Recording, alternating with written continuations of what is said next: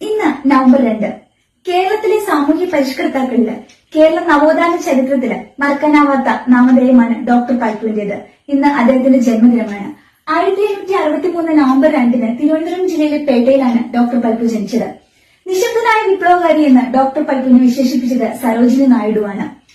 അഭ്യസ്തവിദ്യരായ ജനങ്ങൾക്ക് ഗവൺമെന്റ് സ്ഥാപനങ്ങളിൽ ജോലി ലഭിക്കണം എന്ന ആവശ്യവുമായിട്ട് 1791 ശ്രീമൂലം തിരുനാളിന് മുന്നിൽ സമർപ്പിച്ച മലയാളി മെമ്മോറിയലിലെ മൂന്നാമത് ഒപ്പുകാരൻ ഡോക്ടർ പൽപുവാണ്. 1796 സർക്കാർ ഉദ്യോഗങ്ങളിൽ ഇഴവരാജ് പിന്നോക്ക വിഭാഗങ്ങൾക്ക് പ്രാതിനിധ്യം വേണമെന്ന ആവശ്യവുമായിട്ട് 13,176 പേരുടെ ഒപ്പ് സംഘടിപ്പിച്ച് ഈഴവ മെമ്മോറിയൽ സമർപ്പിച്ചത് ഡോക്ടർ പൽപുവാണ്.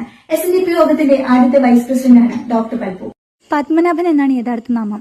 മലബാറിന്റെ സാമ്പത്തിക വികസനത്തിനായി മലബാർ എക്കണോമിക് യൂണിയൻ സ്ഥാപിച്ചു. ഈഴവരുടെ രാഷ്ട്രീയ ഗുരു എന്നറിയപ്പെടുന്നു.